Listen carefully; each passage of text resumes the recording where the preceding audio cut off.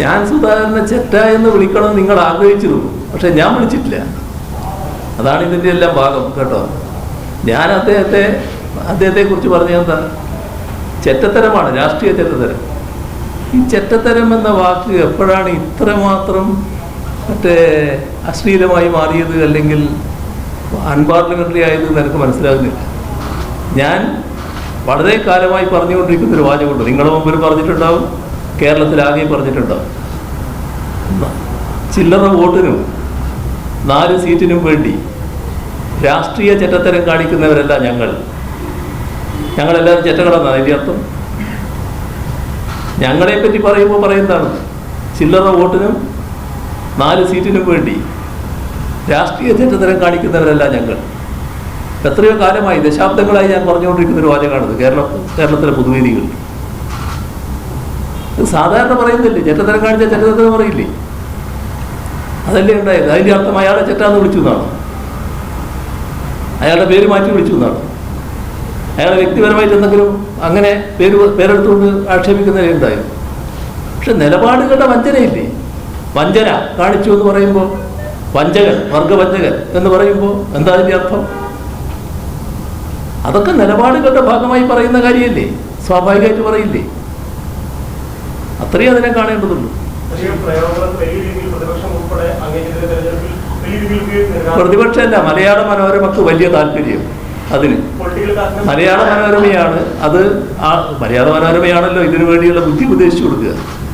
അത് ഏറ്റെടുത്തുകൊണ്ട് നടക്കുന്ന കുറേ ആൾക്കാരാണല്ലോ നമ്മുടെ പ്രതിപക്ഷത്തുള്ളവർ. അതിൻ്റെ ഭാഗമായി മലയാള മനോരമ പറഞ്ഞില്ല, ഇങ്ങനെ പറഞ്ഞിരിക്കുന്നു, ഇതെന്തോ പറയാൻ പാടില്ലാത്തൊരു കാര്യമാണ്. അവർക്ക് കൊടുത്തൊരു അഭിമുഖത്തിൽ ഞാൻ പറഞ്ഞൊരു കാര്യമാണ്, അത് പറയാൻ പാടില്ലാത്തൊരു കാര്യമാണ്. കേരളത്തിൽ അങ്ങനെ പറയാത്തൊരു വാചകമാണോ അത്? ആവർത്തിച്ച് ഞാൻ പറഞ്ഞുകൊണ്ടിരിക്കുന്ന കാര്യമല്ലേ. മലയാള മനോരമക്ക് UDF-നെ വലിയ തോതിൽ സഹായിക്കണമെന്നുണ്ടാവും, പക്ഷെ നാട്ടുകാർ നിങ്ങളെ കൂടെ വേണ്ടേ? എന്തിനാ നിങ്ങളതിന് വേവലാതിപ്പെടുന്നു? അതിന് പിണറായി വിജയൻ്റെ നാക്ക് വളരെ മോശമായി പോയിരിക്കുന്നു എന്ന് ചിത്രീകരിക്കാൻ നോക്കിയിട്ട് കാര്യമില്ല. പാലക്കാട് പുറമെ കൂടുതൽ മണ്ഡലങ്ങളിൽ CPM BJP ഡീലുണ്ടെന്ന് പ്രതിപക്ഷ നേതാവ് ഇന്നലെ വീണ്ടും പ്രതികരിച്ചിട്ടുണ്ട്. എന്താണ് ചെയ്യുന്നത്? അതും വളരെ വിചിത്രമായൊരു കാര്യമാണ്.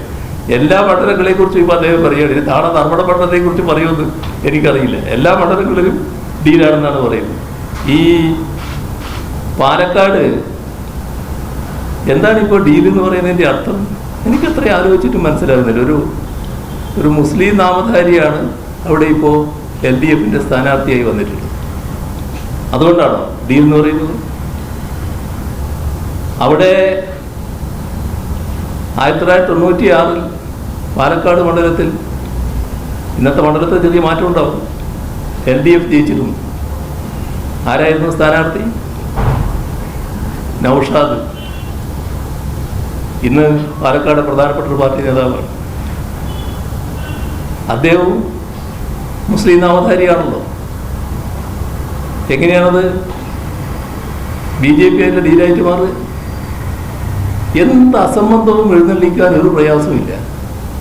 അങ്ങനെ എഴുന്നള്ളിക്കുന്നതിനാ ഇതിൻ്റെ ഭാഗമായി നല്ലതുപോലെ കച്ചവടം നടത്താൻ.